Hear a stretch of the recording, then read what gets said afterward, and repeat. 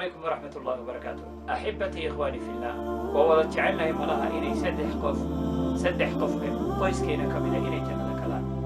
هدي أجعش سدح قف قيس كمدا إني جنة كلام. فضلا دقيس حديث بارك الله فيكم. وأرين يرفضوا ما لهم الآن صمينوي، لكن ويس حسوسين بارك الله فيكم. وأيوم إن ليس حسوسين وأمر وكويس. النبي صلى الله عليه وسلم يقول إن الله لا يدخل باللقمة الخبز ومثله ما ينتفع به المسكين. إلهي اللقمة يرئي وحير المسكين كأفك قليلا يوم.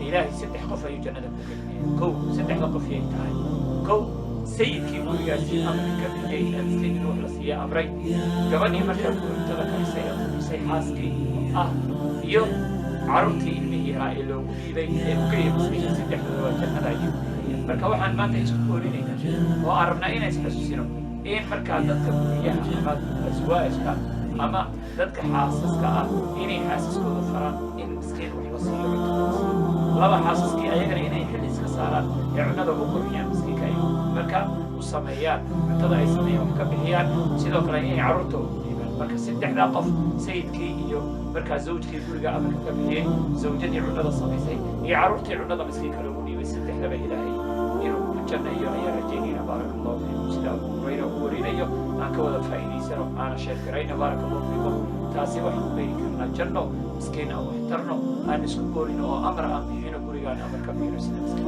loo taro xaaskana aan u sheegno oo aan xasuusino carruurtana cunada ha loogu dhiibo baaraka allahu fiikum saddexdaa qof baa ilaahay